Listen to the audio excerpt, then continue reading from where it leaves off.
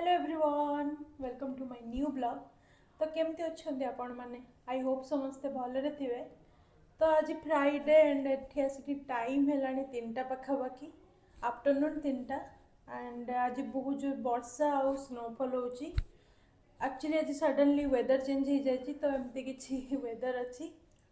तो आज इवनिंग रे आमर किसी फ्रेंड आसुचंती जो माने स्टॉकहोम आसिला पर आम फ्रेंड होती।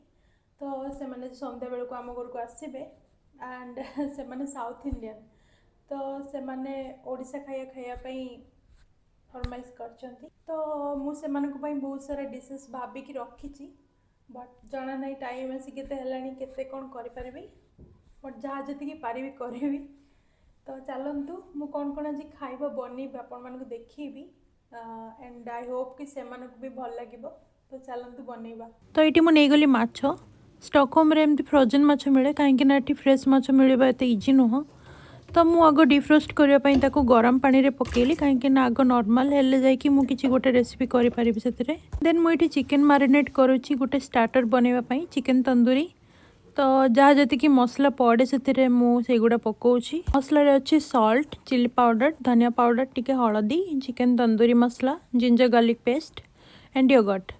तो ये सब भलरे मिक्स करके 2 घंटा छाड़देवी देन 2 घंटा पर मुझे ग्रिल करी। आज वर्षा पाग को चिकेन तंदूरी पूरा जमी जीव। देन मुझे नहींगली मशरूम आज चिली मशरूम करेंगे बोली भावी। फर्स्ट मु भाभी आज पनीर बनैबी बट सुपरमार्केट आज एवेलेबल नाथिला। स्टॉकहोम रे पनीर मिलवा भी बहुत डिफिकल्ट बहुत ही कम सुपरमार्केट रे एटा अवेलेबल थाए।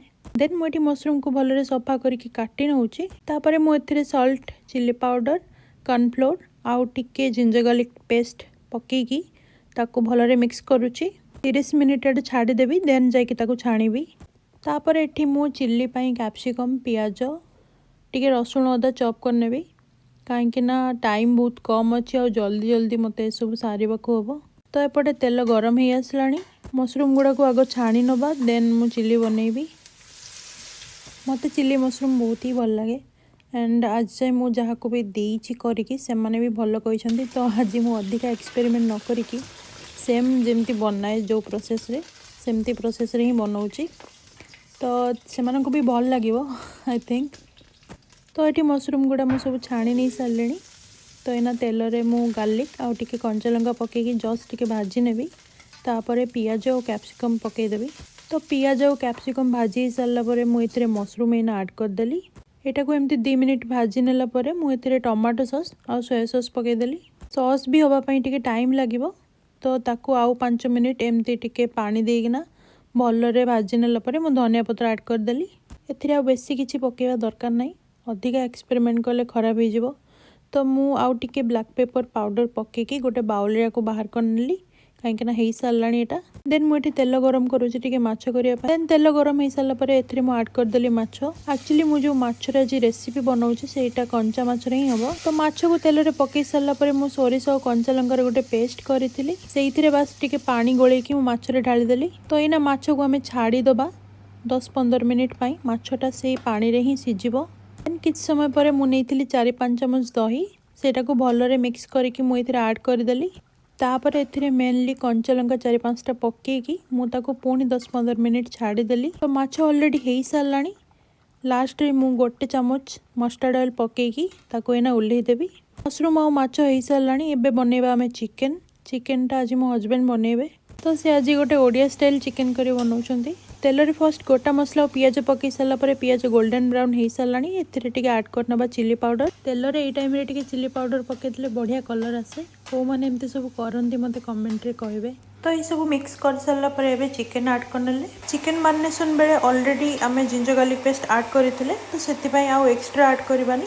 तो एबे चिकेन को भलरे कसी नबा कहीं ना एमती भलरे कसिले ही तार स्मेल पळेबो और बहुत ही डेलीशियस लगे खाइबा। चिकेन को आम अधिका स्पाइसी भी करना कहीं गोटे छोट झील भी अच्छी। तो ये सब भाविकी आम चिकेन को कम स्पाइसी रखीचु। तो ये चिकेन ऑलमोस्ट हो आसला और टाइम भी है 6टा पाखापाखि आम से 7टा बेलू आसवाक कहूँ। तो मे भी से बाहरी सारी आज बहुत ही ठंडा वेदर अच्छी देखु मुझे देखी केमती स्नोफॉल होची। सो मो पाखे आज किसी बटर पेपर नाला ग्रिल करने। तो मुझे प्लेट रखी। एबे सब मु ओभन रे रखिकी गोटे घंटा छाड़देवी ग्रिल होगापाई। तो मझे मझे आसिक चेक करदेवी कहीं आम गेस्ट मैंने आसीगले। तो खाଇବା भी रेडी हो गला। आई नो प्लेट एमती देखा जाउची पर तंदूरी बहुत ही टेस्टी लगुला समस्त को। बटर पेपर रखी करथिले एमती ही न था जेहेतु मु खाली प्लेट रे ही करेची तो एमती ही जाइची प्लेटा। तो एबे आमे समस्त मिसिकी चिकेन किछि स्नैक्स आउ ड्रिंक्स एंजॉय करूथिले कहीं ना एबे संध्या होइची आउ काहाकू भी भोक लागिनी। तो एते जल्दी तो डिनर आमे करबानी किछि गपसप मारिबा देन आमे राति रे डिनर करबा। तो एठी मु आगो छोट झियो को खाइबा को दे देइथिली जेतु से छोट पिला सेते समय वेट करि परिबनी आ सोई पड़िबो। बट एठी सिचुएशन अलगा हे गला। खाई सारला परे मैडम आ सोइबे कोन सीधा गीत लगे कि डांस करिवार लागि बोलले आउ आमे एपटे सब गपसप मारथुले। तो एई सब परे आमे एबे चललु खाइबा पई। तो आमे एमती मिसिकी खाउथिलु आउ सेमानंकु आम खाइबा बहुत ही भल लागुथला। सेमाने बहुत तारीफ कले आम खाइबार। तो एमती किछि थिला आजिर दिन। मु आशा करुछि मो वीडियोटा आपनको भल लागिथिबो। जदि मो वीडियो आपनको भल लागुछि तो मो वीडियो को लाइक शेयर एंड सब्सक्राइब करंतु and wait for the next video. Thank you for watching. Bye bye.